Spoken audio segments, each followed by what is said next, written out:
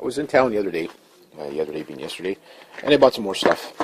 And just show you how I spent way too much money yesterday, but not that much. Bought a thing of rice, bought a thing of beans, I got an excellent deal on these bullets, 10 something a box, couldn't believe that. This was about 30 bucks, yeah, 30 bucks for 100, 150 grain, those are hunting rounds, but there's, they still, and then the Jiffy pellets, these are, pretty cool, little pea pellets, and then some seeds. I bought some snap caps for for my semi-auto rifle.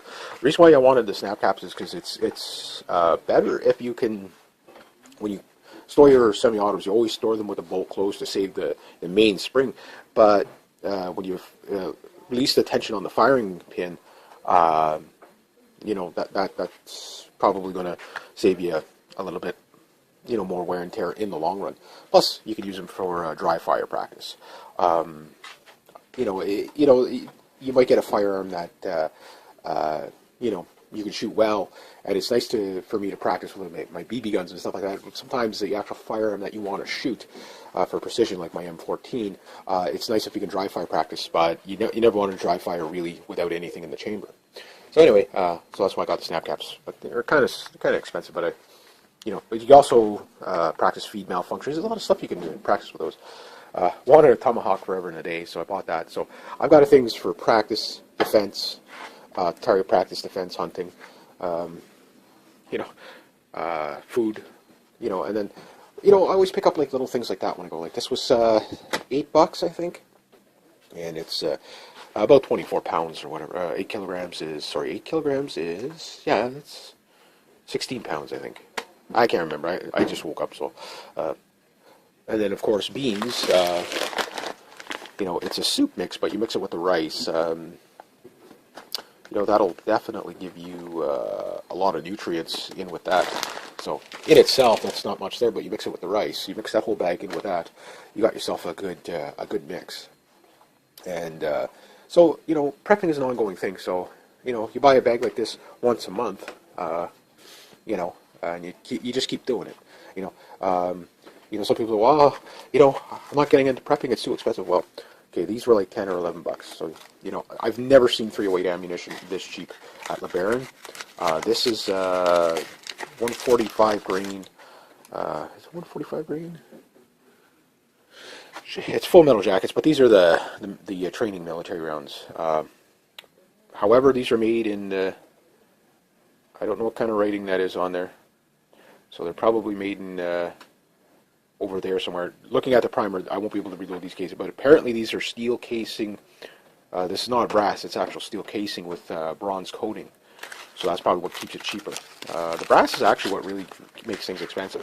And brass rounds, to be honest with you, if you're not into reloading, steel casing will do you well. Problem is all the steel casing stuff is always full metal jackets. You can't hunt with those legally. And even in a Doomsday, you wouldn't hunt with full metal jackets just because your animal would run probably so far before it would die. So 145 grain. So this is non-corrosive brass-plated steel. There we go. 20 cartridges. The other thing I like about it is the boxes are really small.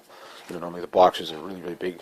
Packaging, sometimes is ridiculous. This is like acceptable packaging. It's all recyclable packaging. There's no plastic in there. It's just, here's your rounds.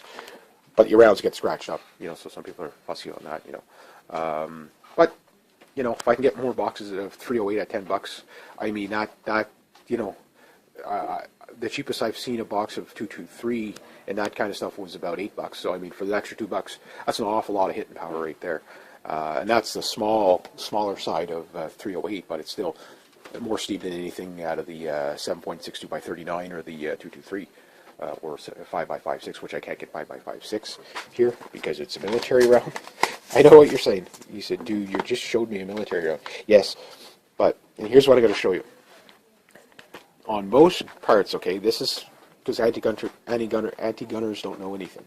In Bill C-68, pretty much the RCMP has said you cannot own military rounds. So if this only said 7.62 by 51, it would be banned. But because it says .308, it just happens, and that's in brackets, and you'll see that in brackets, and that's why. it's considered 308. It's not considered 7.62 by 51. Yes, I know. You don't have to say it. But if you want to comment on how ridiculous that is, go ahead. That's the world we live in. That's why people who don't know anything about firearms should not be allowed to make law about firearms.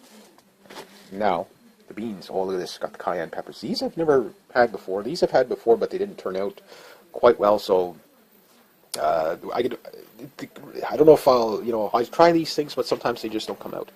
These, oh, they'll light you on fire. I can't wait to try these guys. So anyway, it's, I don't know anything about this company. I don't know. Hopefully they're not GMO seeds. The stuff's not labeled if it's GMO, so you don't know. Or they're Terminator seeds and you can't replant them. So this year I'm going to do a test on all these seeds to see what's replantable and what's not. That said, stock up on seeds. It's good to stock up on food because remember, it's going to take you probably, 70 days, 75 days. These are probably going to take about 120 days. I don't know how many days for those, 76 days. You get the idea. It's going to take you like about 4 months for the average crop in Canada to grow. So you only get, maybe if you're lucky, you get 2 crops a year. That's why when you grow a crop, you grow like a huge, massive crop because, you get that one frost in June, it wipes out your entire garden. Like a lot of people don't realize, like, okay, yeah, as soon as the snow's gone, you can't just plant a garden unless you're planting indoors. But you start everything, like right now it's, today's Easter, so happy birthday, baby Jesus. But the point is that when you plant stuff, like it takes a long time. So I started it indoors, and I was going to make a second video on it, but I'll just show you. A couple of days ago, I guess actually it would be a week to today, I planted these guys and I made a little video. And as you can see, almost everything is coming up in there. Now, and stuff might already be dead. Oh no, it's coming up. See, I've already got mold in there, so hopefully, I don't want to open this for another day or two, but if there's mold, then you have to pretty much open it. So some of these seeds didn't turn out, but again, like I say, some of the seeds I have are really old, and I didn't know if they were going to turn out or not. But I'm going to give it another day, and then I'm going to have to clean out all that fuzzy stuff. The reason why I don't like to open it is because it seems like once you open it once, it never has that same moisture in there, and things just dry out. So I'll take it like that. Yeah, it's weird that would mold that fast. But anyway, yeah, things are coming up. So, hopefully. Oh yeah, got a good deal on the fire starter stuff here. These are, I'll show you those in another later date. They were being thrown out, so it's like, are you kidding me? Yeah, government waste, you gotta love it. But anyway, yeah, so prepping is just ongoing, and this is just some of the things you buy at a time. Now, the tomahawk I could have done without, but, yeah, a little expensive. I'm going to do a separate video on that. Trust me, you're going to love the videos on that. But it's just to show you how I prep. It's a little bit at a time. Now, I did spend way too much money yesterday. I spent about $120 worth of stuff, Now, you're probably saying, well, I don't have $120. Okay, well, then you buy half of everything here. You buy one of these, one of those, and one of those, and maybe one of these. And you spent, I don't know, this was $5, $6. I don't think there's a price tag on it. I got that at Walmart. This was at Metro or whatever.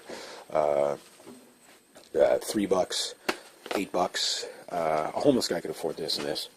And if they, if they could stockpile this somewhere without somebody stealing it or squirrels getting it, or it going bad, they could do that. $2, $2.50. Okay, so, and then $10. So you could buy all this stuff and, just not as much. So again, everybody's on a tight budget. I'm on a tight budget, but I splurged because I got paid this week, so, I still have enough for all my bills and everything, but obviously, you do this once every couple of months, like, even if you spend an extra $20 a month on prepping. Now, you might not get the tomahawk, for a couple of months. You might not get, but you buy this 1 month, this, and maybe that. Or you buy this, and this, or, or 2 of these, or whatever. Now, normally, I don't get ammunition that cheap for 308. That's the cheapest 308 ammunition. If I would have had more money, I would have bought way more boxes, especially the disposable stuff like that, because I won't be reloading that stuff. I'm just going to be shooting it off, and that'll be great for, kind of tactical drills and running and gunning, and so to speak.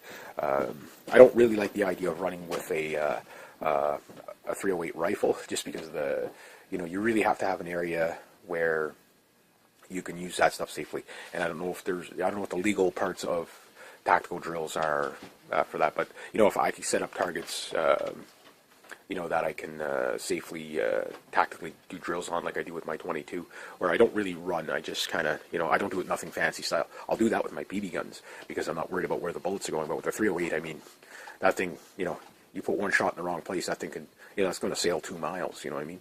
So, on a range type of thing, I'll use my 308. Doesn't mean I can't run with the actual rifle, just for the exercise of it. You run, you do a snap cap, do a tactical drill, you do all that. You can do a lot of dry fire practice, and stuff like that. But if you don't have the place set up to do it safely, I don't recommend it. But however, that's the type of ammunition you would use for that, because it's although it's brass plated, it's steel casing. You can't reload steel casings safely anyway. Although people do it, you probably shouldn't, because a lot of that is just basically, steel doesn't have the same properties as brass, where it's not moldable like brass. Brass will return to shape size. Steel, it stretches, it loses integrity. So. But anyway, yeah. So there we go. That was, actually it was like when I bought the ammo I got this at LeBaron, and I was like. I asked the girl if she had any 308 left. She says, yeah, she had some of this stuff. Because I was looking for this stuff. It was in the catalog and it was always sold out. She goes, yeah, she says, I was told I wasn't going to get any more, but then some more came in. So, okay. And I don't think it's in the new catalog, so hopefully nobody will know about it. But then again, as soon as somebody finds about it, they buy it all, right? Especially at $10 a box or $11 or whatever it was. So anyway, I'm like, I'll take 2 boxes. And then I, had $130. And she's like, I'm like, came up to whatever it came up to. It was like 160. I said, can I do one more? And it was like $2 shy of the total money. So I was like, yeah, score. yeah. So it was pretty good. But I mean, right here's 100 shots for $30. So, but there's labor into reloading, and cost per shot. That's decent for 308. So anyway, just so but some of the more important stuff here is actually this, and then these things. Because that's what's going to keep you alive. This is what you're going to use to defend that stuff. So again, prepping is an ongoing thing, and you just, dab a lot. Like the last time I was out, I bought a bottle of, vitamins, and then I bought a bottle of rubbing alcohol, stuff like that, because in a Doomsday, iodine, rubbing alcohol, stuff like that is good, for cuts, I'm going to be looking into like a EMT, ambulance, first-person responder type first aid pretty soon, a little bit more seriously. Although I know like some of the bushcraft first aid stuff like that, I want to be a little bit better set up so that, you don't want to be dying of like a paper cut or, a piece of steel and then you get tetanus, because you couldn't clean it out properly, so stuff like that. So, but anyway, there you go. So that's just a way you start to prep. Okay, I'm just going to show you something about prepping. I was in town the other day being yesterday, and I bought some more stuff. And just show you how I spent way too much money yesterday, but not that much. Bought a thing of rice, bought a thing of beans, I got an excellent deal on these bullets, 10 something a box, couldn't believe that. This was about $30, yeah, $30 for 100, 150 grain, those are hunting rounds, but there's, they still. And then Jiffy pellets, these are, pretty cool, little beet pellets. And then some seeds. I bought some snap caps for for my semi-auto rifle. The reason why I wanted the snap caps is because it's better if you can, when you store your semi-autos, you always store them with the bolt closed to save the main spring. But when you release the tension on the firing pin, that's probably going to save you a little bit, more wear and tear in the long run. Plus, you can use them for dry fire practice.